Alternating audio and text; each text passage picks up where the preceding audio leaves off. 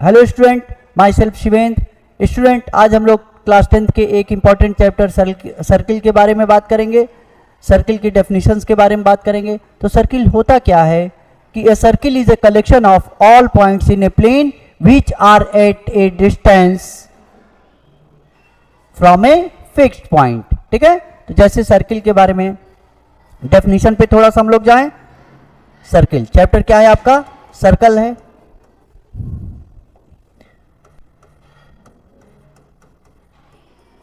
A circle is a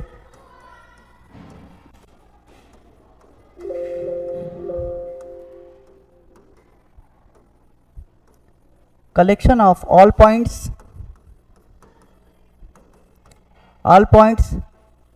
which are collection of all points in a plane which are at a constant distance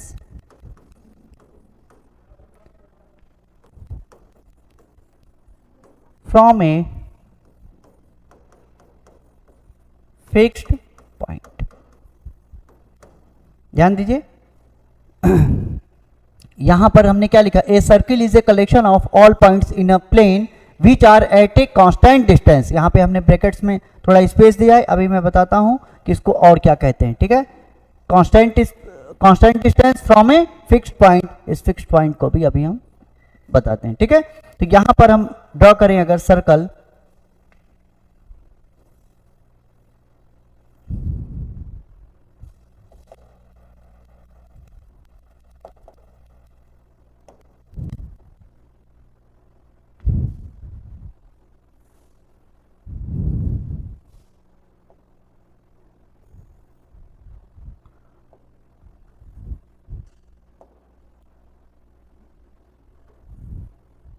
देखिए कि आपका circle हो गया।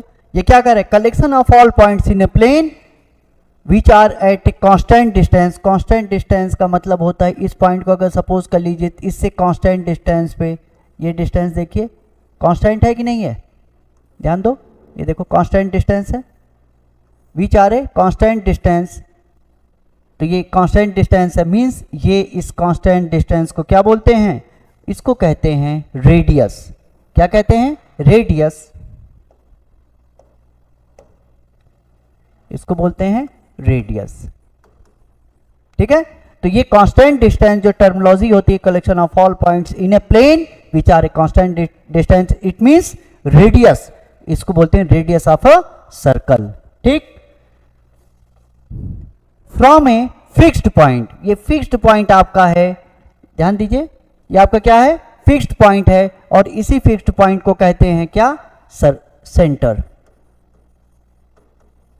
इसी fixed point को कहते हैं सेंटर। तो आपका फिक्स्ड पॉइंट होता है सेंटर ऑफ द सर्कल, और कांस्टेंट डिस्टेंस की बात जो होती है वो कांस्टेंट डिस्टेंस आपका होता है कलेक्शन ऑफ ऑल पॉइंट से प्लेन पर, वो क्या होता है? आपका रेडियस होता है। ठीक है, फिर इसमें एक आता है डेफिनेशन में diameter. Diameter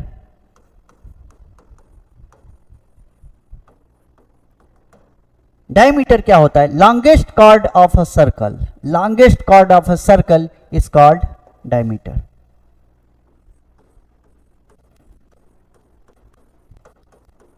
longest chord of a circle which passes through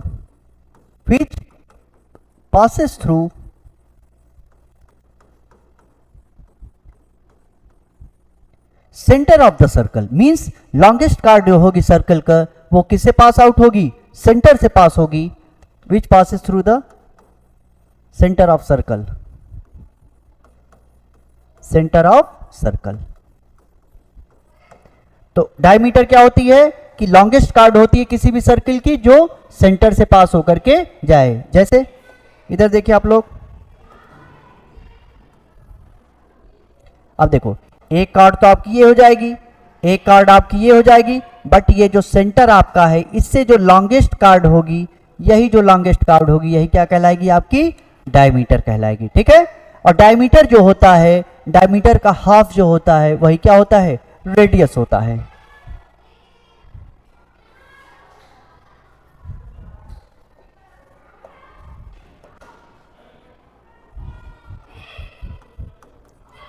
half of the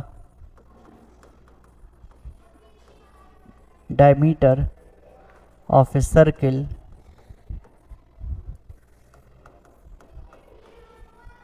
is called radius of circle। ठीक है, तो यहां पर जो डायमीटर होता है वो क्या होता है, रेडियस। तो half of the diameter of A circle is called radius of a circle. That is if D is the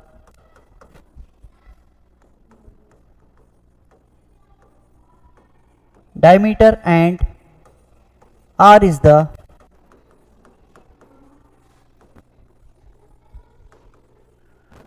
radius of circle,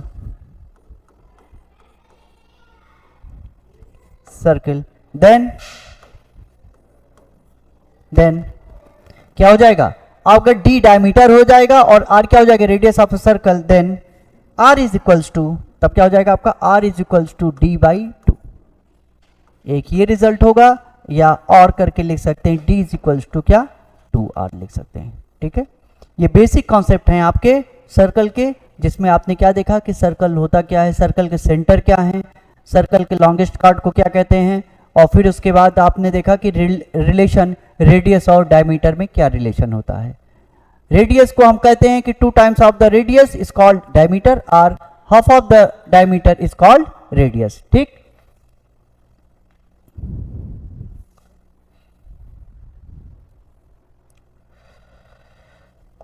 अब एरिया ऑफ द सर्कल के, area of the circle, area of circle कहेंगे क्या जाएगा, pi r square. Area of circle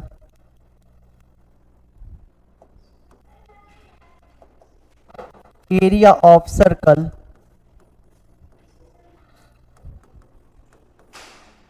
in term of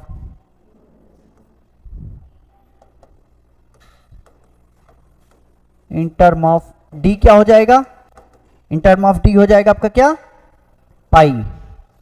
लिखो पाई, और फिर are की value क्या होती है, आर इज इक्वल टू क्या हो जाएगा, डी बाई 2। यहां से देखिए आर इज इक्वल टू क्या लिख सकते हैं, डी बाई 2। तो D by 2 it's whole square means pi D square by 4।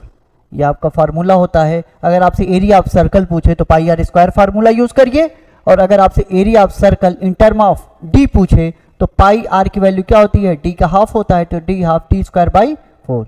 ये आपका हो गया formula area of the circle in term of और इन टर्म ऑफ डी। ऐसे ही सर्कमफ्रेंस देख लो,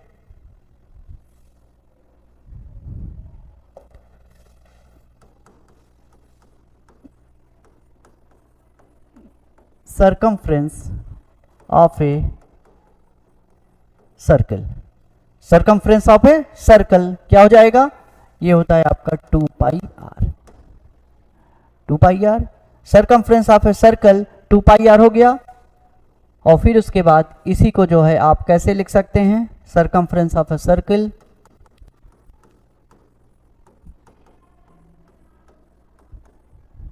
circumference of a circle and bracket में क्या लिखे, इन टर्म ऑफ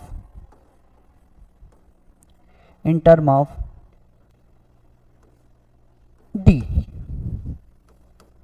क्या जाएगा, 2 पाई आर की वैल्यू क्या हो जाती है, डी का हाफ, क्या हो जाएगा 2 से 2 कैंसिल हो जाएगा, क्या जाएगा पाई इंटू डी।